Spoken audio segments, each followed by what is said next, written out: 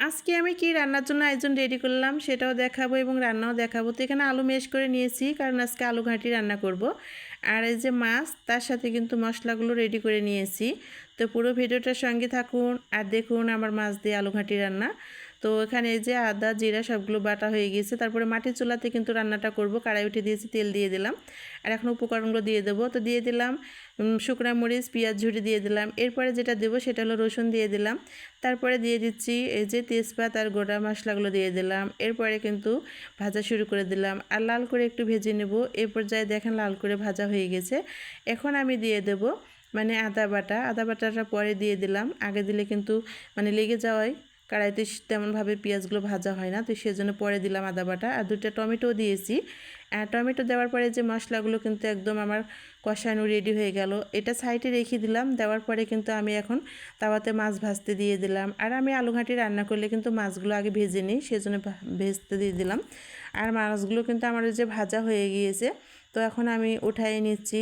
আর এই যে এই মাছের মাথা দিয়ে যদি আলু ঘাঁটি করা যায় খেতে অনেক বেশি ভালো লাগবে। তো মাছগুলো আমার ভাজা রেডি। এখন আমি যে ঘাঁটির জন্য মশলাগুলো কষাই রাখছি সেখানে দিয়ে দিলাম।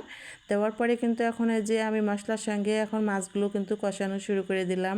আর একদম ভুনা করে কিন্তু কষাই নেব। আর আমার কিন্তু মাছগুলো কিন্তু ভুনা করে মশলার সঙ্গে কষানো হয়ে গেছে। এই পর্যায়ে কিন্তু আমি যে আলুগুলো ম্যাশ করে রেখেছি সেগুলো এখন আমি এই যে মশলার মধ্যে দিয়ে দেবো। আর এই যে সবগুলো কিন্তু ঢেলে দিলাম।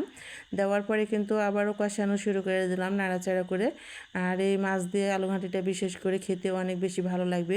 তো কারা কারা আলু ঘাঁটি ভালোবাসেন অবশ্যই কমেন্টসে বলবেন।